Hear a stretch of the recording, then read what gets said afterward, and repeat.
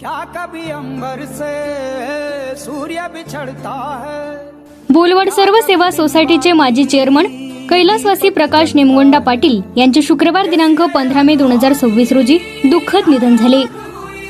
रक्षा विसर्जन उद्या सोमवार दिनांक 18 मे 2026 रोजी सकाळी 8 वाजता बोलवड येथे आहे। शोकाकुल समस्त पाटील परिवार व बोलवड ग्रामस्थ।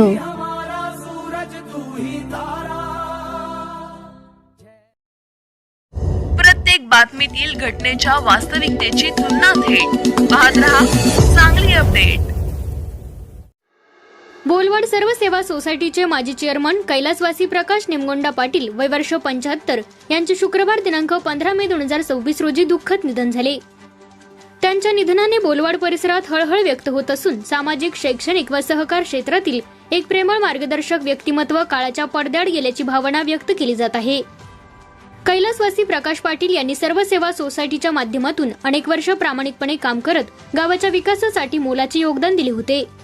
सहकार क्षेत्रात त्यांनी केलेले कार्य, सर्वसामान्यांप्रती असलेली आत्मीयता आणि लोकांशी जपलेला जिव्हाळ्याचा संबंध यामुळे त्यांना समाजात विशेष मानाचे स्थान प्राप्त झाले होते।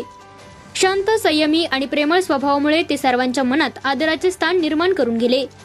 त्यांच्या निधनानंतर कुटुंबियांनी भावना व्यक्त करताना सांगितले की कैलासवासी प्रकाश पाटील यांनी आम्हाला दिलेले प्रेम, संस्कार, मार्गदर्शन आणि आधार हा कायम आमच्या हृदयात जिवंत राहील। त्यांनी आयुष्यभर माणुसकी जपली आणि प्रत्येकाला आपुलकीने साथ दिली। ते आज आमच्यात नसल्याची उणीव क्षणोक्षणी जाणवत राहील।